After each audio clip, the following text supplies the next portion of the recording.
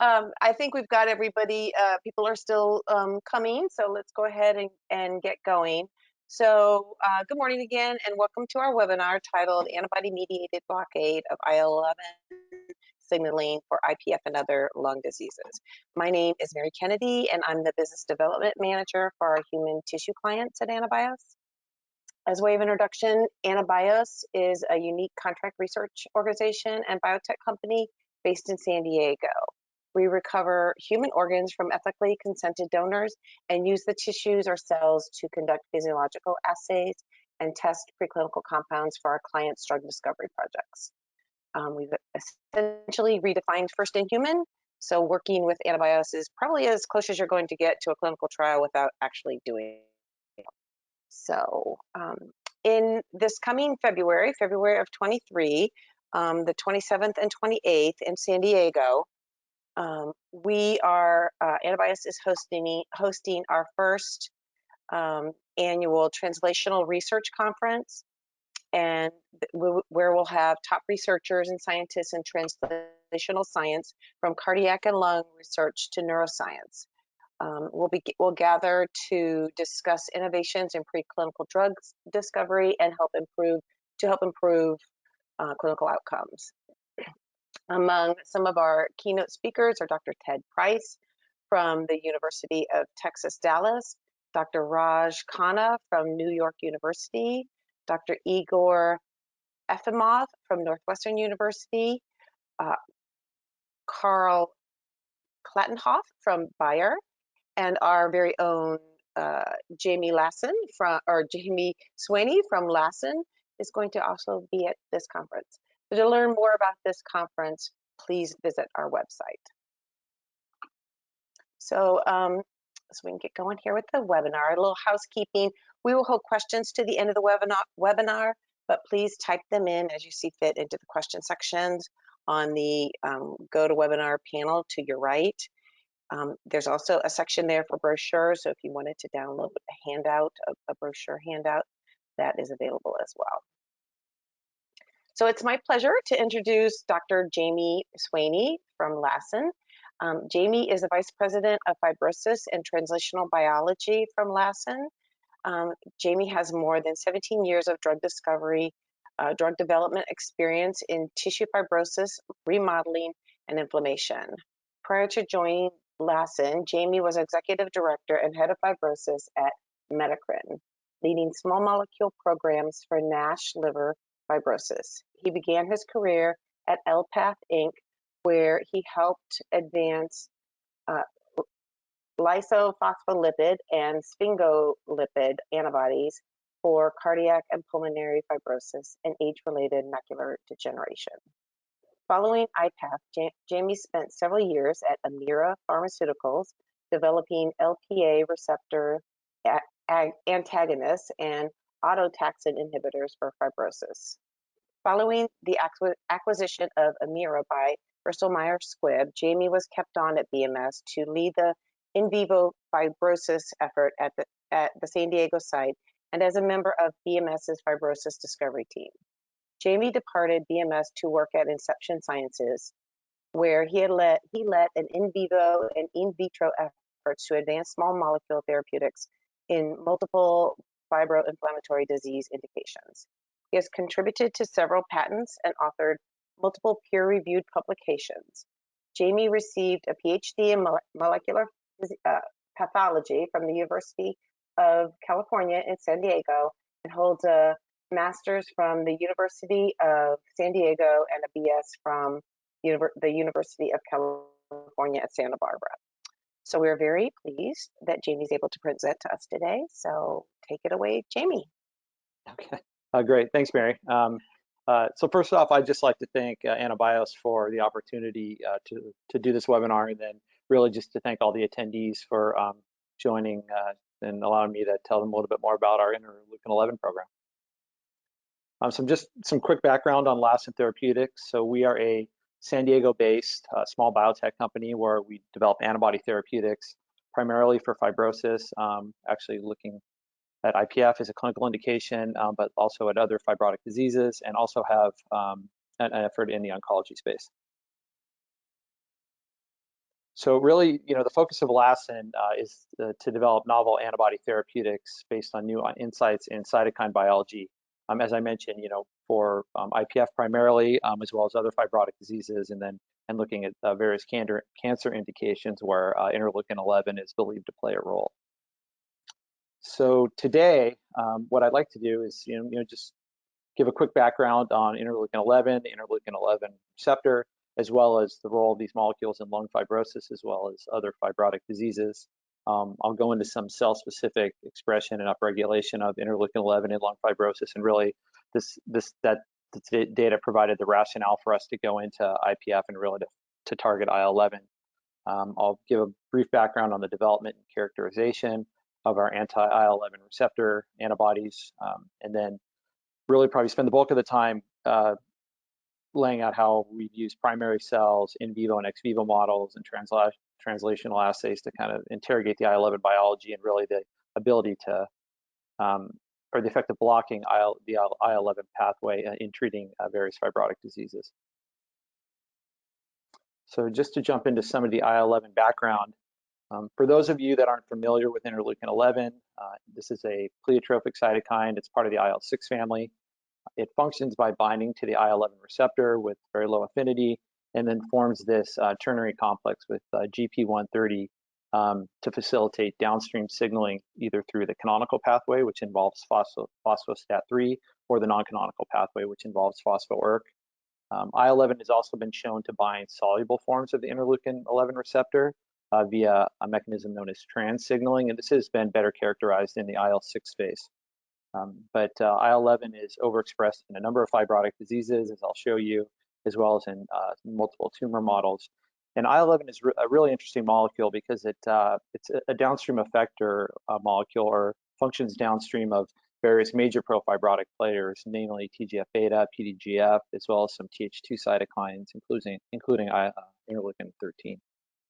And you can see in the graphic on the right that via the signaling, IL-11 drives a number of different cellular functions.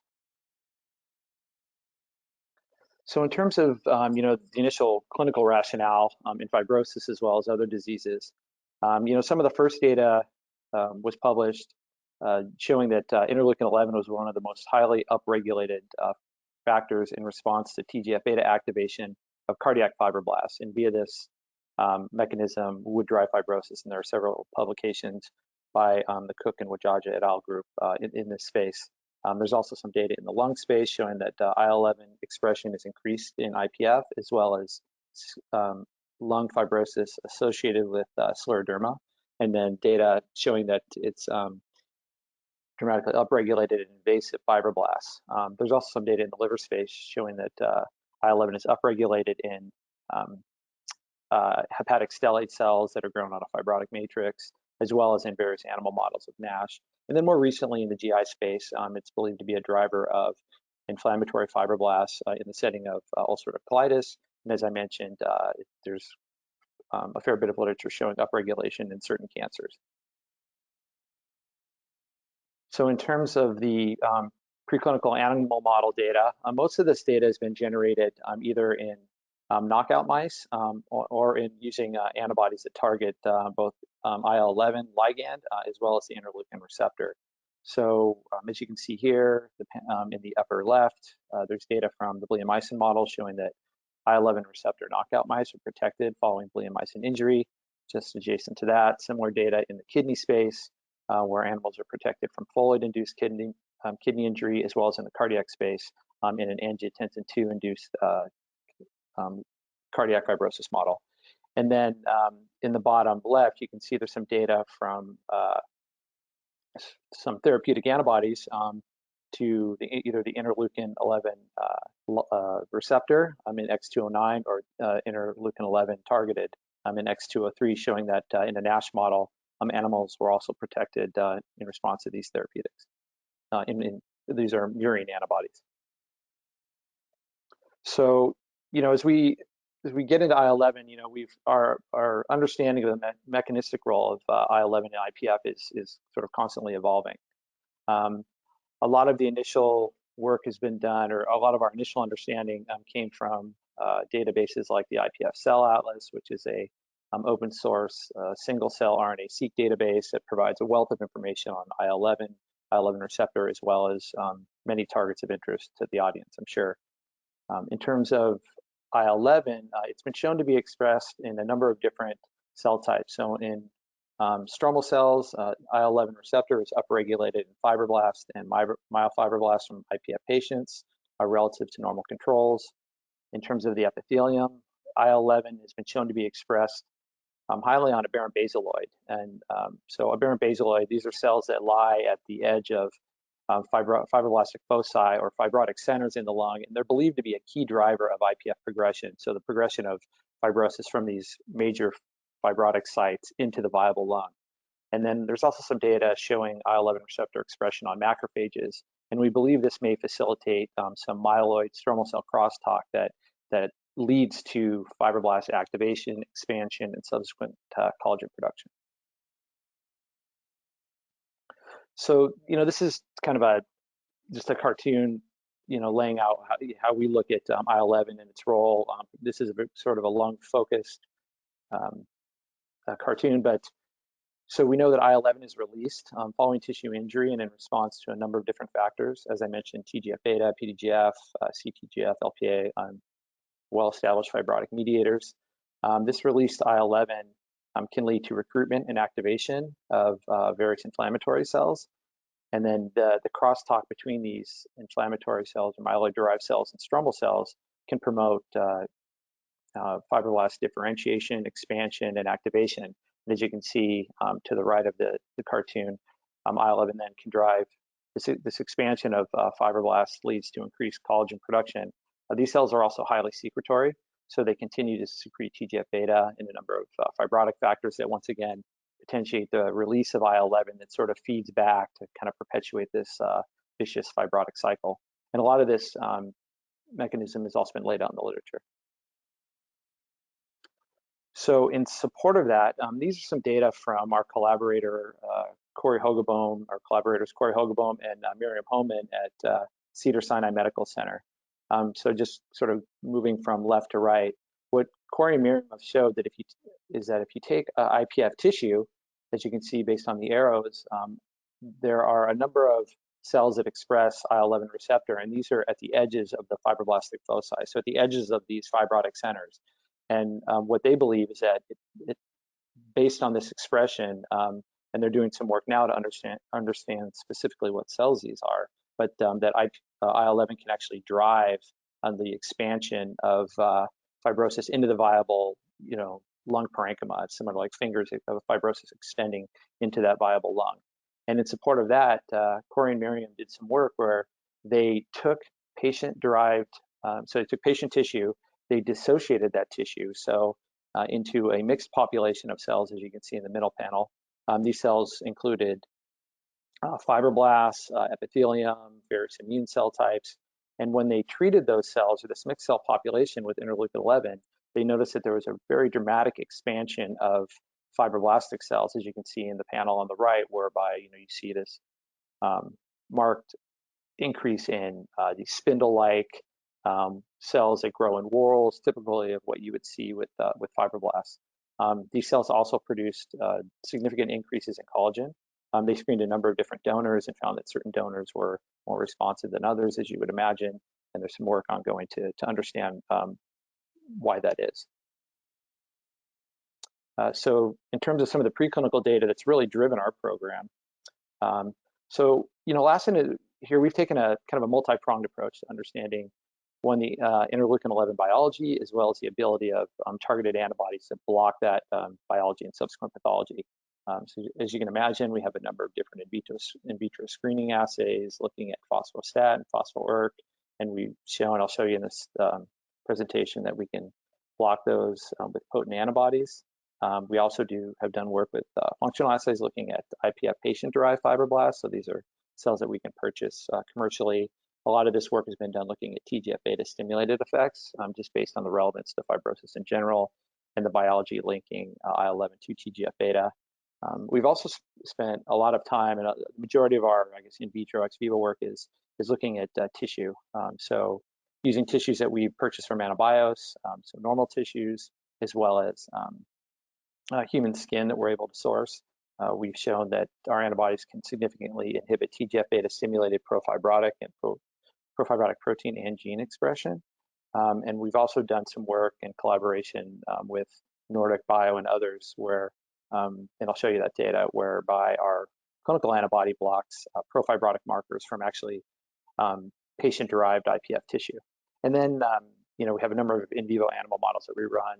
The bleomycin, as anyone who's in the webinar in the lung space knows, it has its caveats, but it's a major workhorse model for looking at lung fibrosis in different therapeutics in that setting. And then we've done some work collaborating with Corey and his group at Cedars-Sinai. Corey's got a really interesting model that I'll go into a bit more, where he can actually recapitulate some of the biology or the pathology that's seen in IPF by implanting human IPF cells into immunodeficient mice. And so really, it's this multi-pronged approach at looking at different areas, ex vivo, in vitro, has really helped move our program forward dramatically. So in terms of our clinical antibody, just to give some background on it, so it's Lassen 01 is the name of this antibody. This is a fully human IgG4 that targets the interleukin-11 receptor. It's been engineered to prevent chain swapping and is a potent inhibitor of both phosphostat and phospho-ERK signaling, as you can see from the data to the right. So you can see that it inhibits phosphostat with a sub-nanomolar IC50, and phospho-ERK with a similar IC50, so very potent antibodies, or very potent antibody.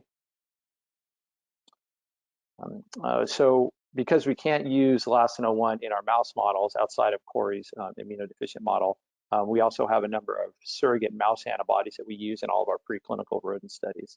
So what we wanted to do is characterize those antibodies in terms of potency, and we've run a number of different mouse cell lines, but we found that one of the more predictive cells that we've used are mixed mouse lung cells. So these are some data from basically primary isolates of mouse lung, so that includes all the cell types that you saw in Corey's dissociated cell assay. So fibroblasts, epithelium, some immune cells. And these are some data showing phosphostat. So the data on the left show the translocation of STAT3 in response to activation with IL-11, and you can see that there's very prominent nuclear localization in response to IL-11. And the data on the right just show the dose response curves for our mouse anti-IL-11 receptor blocking antibody. And once again, the potencies here are on par with what we see with our clinical antibody Lassen 01. So, moving back to some of the in vitro data with Lassen 01, as I mentioned, one of the major cell assays that we use is IPF patient-derived cells, and so these are IPF patient cells that were stimulated with TGF-beta, and then in addition to increasing concentrations of Lassen 01 up to 200 nanomolar, and you can see that in that setting there was a dose-dependent inhibition of TGF-beta stimulated collagen by ELISA, as well as by immunofluorescence staining. And you can see the representative images of collagen staining to the right, where in the vehicle, these are actively fibrotic cells because they're derived from IPF patients. So they do have a fair amount of collagen production that's stimulated with TGF-beta at 5 nanogram per mil. And then we can block that with Lassen 01 over a course of about a 72-hour assay. So in terms of the precision cut tissue work, so these are tissues that we've purchased from AnaBios. This has actually been a major kind of workhorse assay in terms of understanding some of the IL-11 signaling potential for anti-fibrotic effects of Lassen 01 and interrogating some of the different fibrotic milieus that may drive fibrosis as it relates to interleukin-11.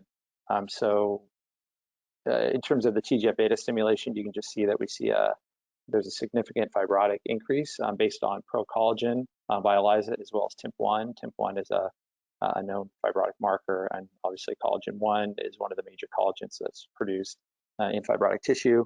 And then if we treat with Lassen 01, you can see in the middle panel as well as the right panel that there's a significant reduction in the release of pro-collagen 1 as well as TIMP1 into the conditioned media in these tissues. We're also seeing reductions by hydroxyproline if we look at the tissues themselves, and we're looking at other markers of fibrosis, whether it be nanostring, gene expression, various targeted sort of gene expression panels and things like that. Obviously, we wanted to look at the effects in actual IPF patient-derived tissue. So this work was done in conjunction with Nordic Bioscience, where they can source patient tissue. So what you can see here is, so the black dots are media alone, so just tissues grown in culture media, an isotype control, which showed a similar effect. And then you can see that in response to 3 doses of Lassen 01, up to 30 microgram per ml, which is equivalent to 200 nanomolar, you see this dose-dependent reduction in Pro-C6. So, Nordic is is sort of the leader in looking at these collagen, circulating pro-collagens or neoepitopes in both patient plasma, and they've done a lot of supporting work in rodent models and showed a nice correlation. So this provides both functional data in terms of the ability of Lassen 01 to block Pro-C6, but it also provides some potential biomarker information for clinical application. But notably, we also compared this to nintedanib. Nintedanib is a standard of care molecule that's approved for treatment of IPF. It's one of 2 approved molecules. And you can see that when you compare Lassen 01 to nintedanib, we see an equivalent effect in terms of the reduction in Pro-C6 release from these fibrotic tissues. So a clinically meaningful effect. Moving on to some of our animal model work. So this work was conducted with our mouse surrogate antibodies. Typically, we run a 21-day bleomycin-induced fibrosis model. These are typically therapeutic models, so fibrosis is induced, and on day 7, we initiate dosing at a time point where we know we have established fibrosis. A lot of this work was done in conjunction with Aerogen, Plato Bio, and other groups. But you can see in the panel on the left, by day 7, there's a significant increase in collagen bihydroxyproline that increases further to day 21.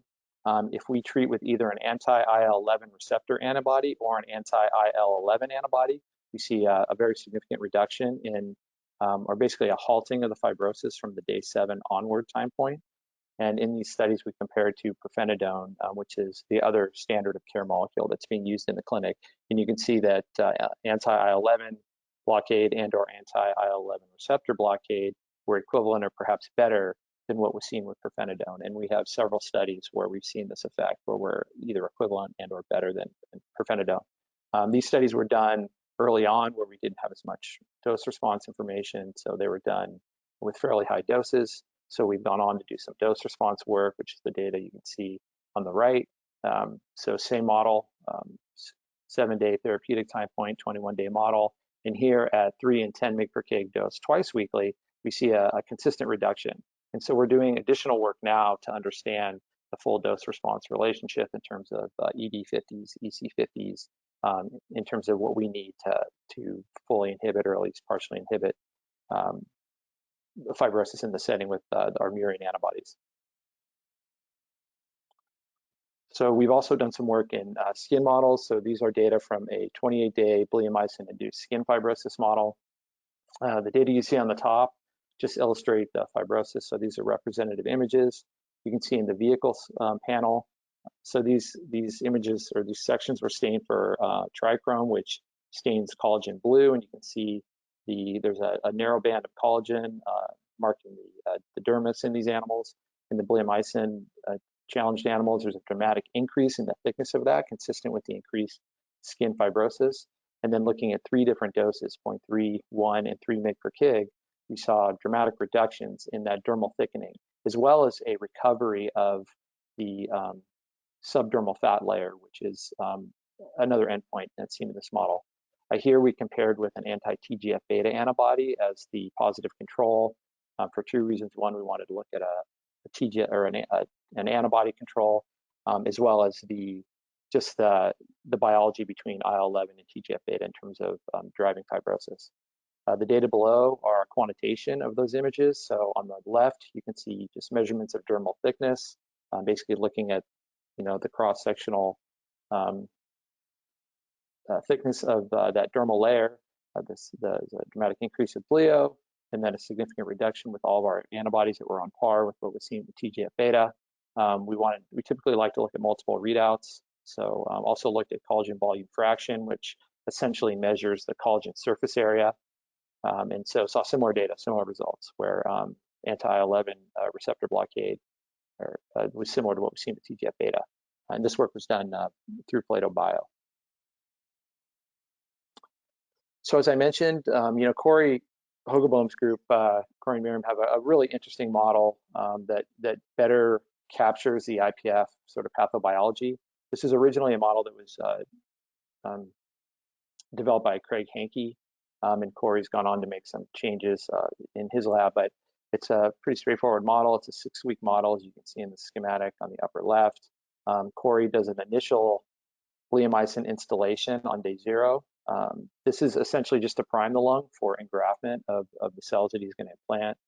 Then at week 2, Corey takes that same mixed population of IPF cells. So once again, these cells that were that involve, that include fibroblasts, epithelium, some immune cells. He injects those via the tail vein, allows those to engraft over an additional 4 weeks for this total 6-week model, and then treated with Lassen 01 or nintedanib, once again, the standard of care molecule, over that duration. And then we looked at the anti-fibrotic effect. And you can see those data on the upper right by hydroxyproline, whereby in the naive animals, so the naive are just normal mice that didn't receive a tail vein injection of disease cells, relative to the vehicle-treated animals, which had the tail vein injection. So you can see that those cells engraft and actually generate fibrosis in the lung. You can see that Lassen 01 significantly reduced that, basically brought them down to a level that was on par with what was seen in the naive animals. And then this was superior to what was seen with nintedanib. This nintedanib is just Corey's typical positive control molecule, so we went with that. But it's obviously standard of care, and it has a correlation with what's being used in the clinic. But once again, significant reduction with Lassen 01 that was superior to what was seen with nintedanib, at least in the setting. And then the data below just showed the body weight effects. So Lassen 01 treated animals, despite the lung injection or the lung fibrosis, continued to increase in body weight, whereas the vehicle-treated animals lost body weight and kind of flattened out, consistent with the lung pathology. And then nintedanib, actually, those animals actually lost weight, which is consistent with both the lung pathology as well as the side effect profile of nintedanib. So just to give you, show you what those lungs look like, these are representative histology images. Once again, trichrome staining. So the naive lung is essentially just normal lung. Once again, bleomycin-treated animals, they did have some inflammation and sort of maybe minor fibrosis in and around the airways. What you can see is in the vehicle-treated animals, where these cells engrafted, there's a dramatic expansion of that tissue fibrosis, as noted by the blue staining. And this model, as I mentioned, seems to recapitulate a lot of the hallmarks that are seen in human IPF, at least as far as animal models can. The anti-11 treated animals showed a significant reduction in that lung fibrosis, and then the representative image of nintedanib showing what looks more like an intermediate, but it definitely was reduced relative to what we saw with the anti-11 therapy, anti-11 receptor therapy. Corey also has looked at a number of different readouts. So the data to the far right are a correlation between interleukin-11 levels in the lung and tenascin C. Tenascin C is a fibroblast-derived marker that correlates with increased fibrosis and is being looked at as a clinical biomarker. And what you can see here is that there was a significant positive correlation between the amount of IL-11 in the lung and the increase in tenascin C. So, supporting the inhibition of fibrosis mechanistically. So in total, we run a number of studies. I actually don't have captured here the anti-IL-11, so the ligand targeted models that we've run, but as I mentioned, we've also seen efficacy in those models, but we've run a number of studies looking at both prophylactic and therapeutic dosing with our mouse anti-IL-11 receptor antibody and have seen significant efficacy. We've also run a number of studies with Lassen 01, and namely the human IPF, mouse IPF model, humanized mouse IPF model that I just discussed. The work that we've done in human precision cut tissue, either with TGF-beta stimulation, and we're looking at other potential cocktails to kind of drive fibrosis outside of just TGF-beta. We do see effects with IL-11 as well. We've done work in precision cut lung tissue from IPF patients in conjunction with Nordic and others, and then human skin, and looking at both IL-11 stimulated as well as TGF-beta stimulated effects. And we've actually seen some interesting IL-11 stimulated effects in human skin that we get from essentially tummy tuck surgeries. So with that, I hope, I've been able to convince you that our clinical antibody Lassen-01 blocks IL-11 signaling through both phosphostat and phospho-ERK pathways and inhibits collagen production by IPF fibroblasts. Also, our mouse anti-IL-11 receptor antibody, as well as our mouse anti-IL-11 antibody, reduce lung fibrosis and inflammation. I didn't show the inflammation data, but we do have data from those bleomycin models where we see significant reductions in macrophage and neutrophil counts in the BAL fluid, and this has been in repeat studies. And then Lassen-01 inhibits fibrosis in the humanized mouse IPF model that Corey's group runs. Lassen-01 also reduces TGF-beta stimulated procollagen 1 and TIMP1 release by normal human PCLS, and also collagen neoepitope release from IPF patient-derived precision-cut lung tissues. And based on all these data, as well as all the data in the literature from other groups, we believe we've shown that IL-11 is a prominent fibro-inflammatory mediator in the lung as well as in other tissues, and that blocking the IL-11 receptor can provide a novel therapeutic approach to treat IPF itself, other fibrosing and interstitial lung diseases, as well as other fibrotic lung diseases. So with that, I definitely have to thank the Lassen team here. We're small, but we're a mighty team and are working very hard on the studies that you've seen here. I also have to thank our collaborators at Cedars-Sinai, namely Corey and Miriam, and then our collaborators at the Medical University of South Carolina, Dr. Carol Fagali-Bostwick and Jesselyn Rogers, who have really helped us explore the potential applications of blocking IL-11 in skin and just some of the underlying biology around IL-11 in that setting. So with that, I'd be happy to take any questions. Okay, thanks, Jamie. So yeah, we have some questions. So our first question came, let's see, does the dose of TGF-beta used to treat the non-IPF lung slices reflect the physiological TGF-beta concentration that can be measured in IPF lung? Yeah, that's a good question. I'm sure whoever asked that question knows. I mean, a lot of, so we're using anywhere from 1 to 5 nanogram per mil TGF-beta. So we've looked down. It's obviously those are fairly high TGF-beta concentrations relative to what's seen in the normal lung. But we do see that with a number of ligands. It's just that disconnect in the biology is consistent across a lot of the literature, but we're doing a lot of dose response work to understand that. But I think the data from the IPF patient-derived tissues show that there's a clear direct effect of blocking IL-11 on endogenous unstimulated disease tissue, which gets more to the clinical relevance of what's going on in IPF. Okay, great. Okay, got another question here.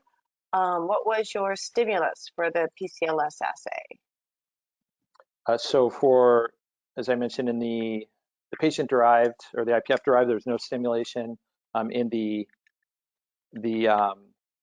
but we've also done some work with Fibrofine, which several people on the webinar might be familiar with, where they use a number of different cocktails where we've looked at TGF-beta, IL-11, as well as their cocktail of TGF-beta, PDGF, and LPA, and I believe TNF-alpha, which has also been published in the literature.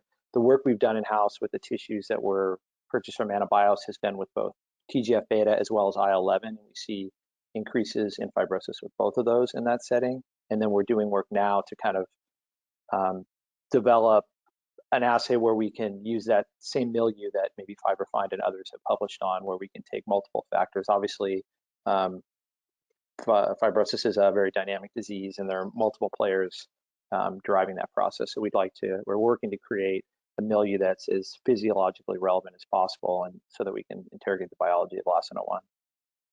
Okay, great.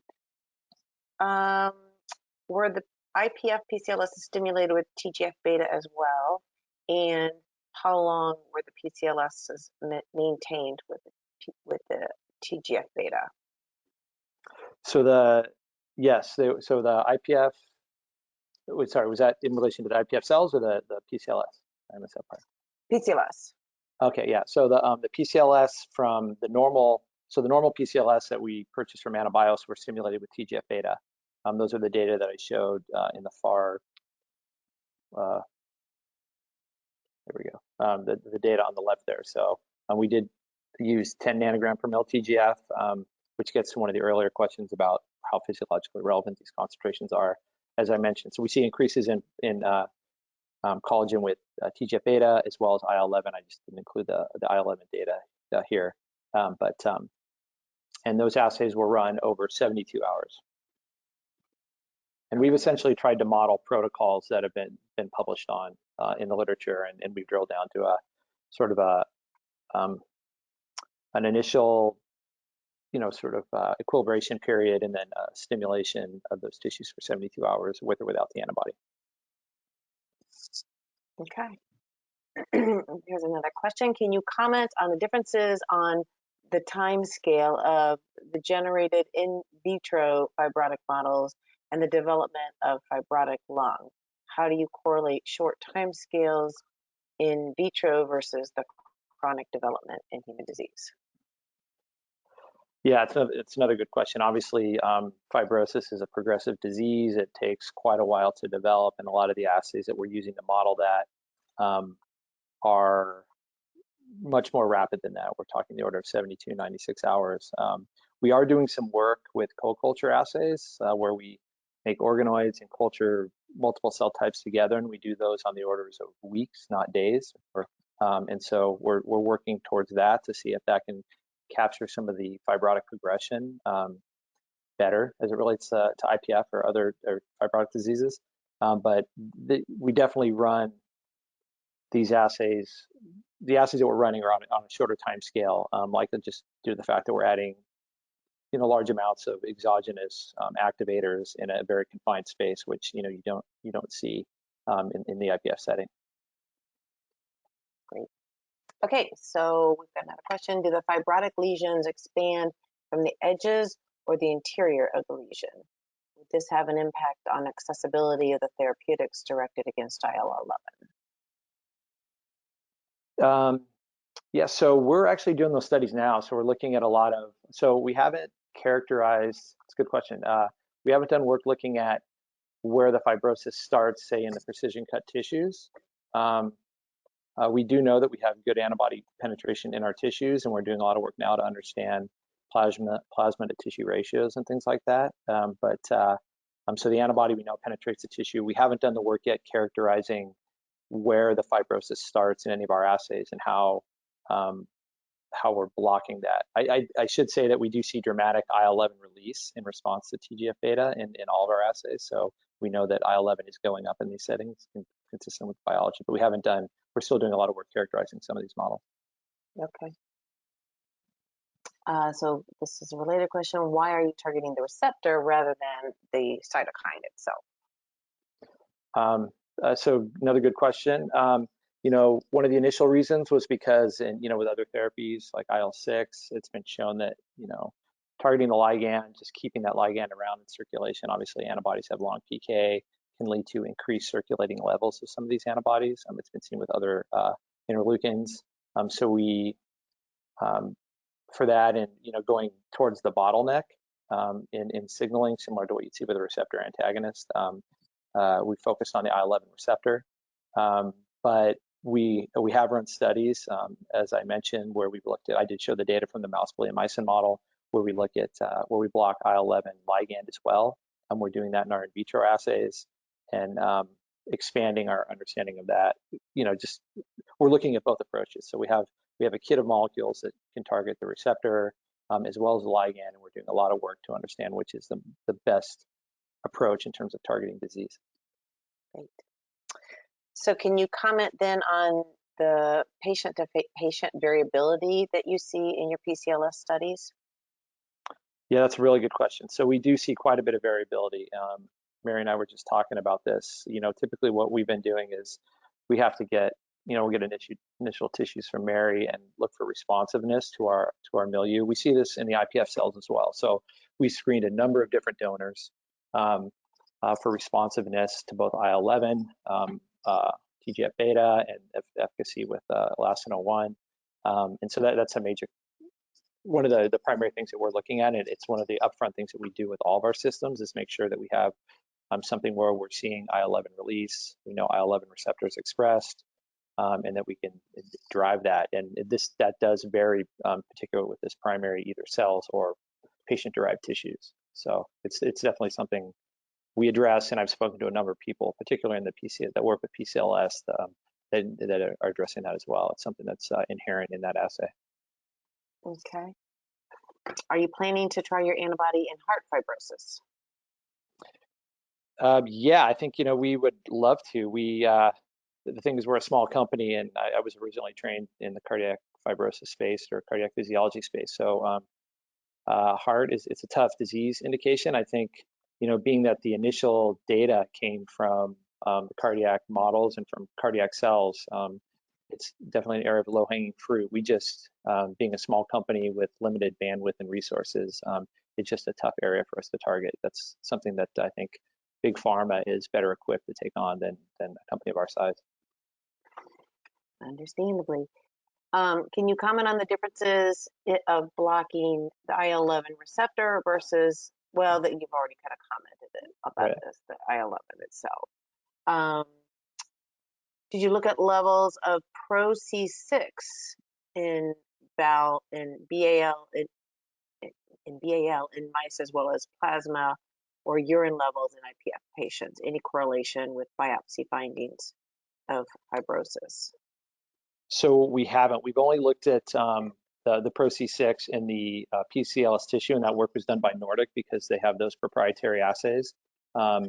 We haven't found a good assay for looking at Pro-C6 or any of these other procollagens in mouse, either BAL, definitely not urine, or in plasma. I mean, that's something that we're very interested in. So if there's anybody in the audience that has good assays for those, I would love to hear about that. We have plenty of material that we're looking to screen. We just don't have assays that we trust to do that. Great. Let's see, maybe a couple more. Are patient-derived fibroblasts only cultured in 2D, or are they cultured in a 3D system as well? So the data that I showed you today were in 2D, and those are on a Cultrex matrix. So these cells are not on plastic. We are doing work now to develop those sort of 3D models, looking at cold culture with epithelial cells, potentially other cells, potentially introducing macrophages or other macrophage lines, things like that. But that work is ongoing. Okay, and one last question. Can you comment on feasibility to accessing IPF samples? Yeah, it's tough. We've had a hard time. That's why we're going through groups like Mary and I have talked about this. It'd be great if they could get that tissue, but obviously there's not a lot of tissue out there. Corey at Cedars, Corey and Miriam, they obviously have access to that tissue, but it's very precious to them, and they don't get much tissue to work with. So we've sort of been forced to work with collaborators that have that access up front to do those types of studies, whether it be the Nordic Bios that work with the Fraunhofer, Cedar Sinai, Fibrofine, other groups like that. Once again, if anybody's got an in to getting IPF tissue, I'd love to hear about it. Yep. So would we. We would love to be able to access that. I get that question weekly. So, okay. Well, thank you, Jamie. If anyone needs any additional information, you can contact us on our info at AnaBios website, and we can go from there. So thanks for attending. Yeah, great. Thank you, everyone. Thanks to AnaBios. Thanks, Jamie. We appreciate it. Take care. Have a good day, everyone.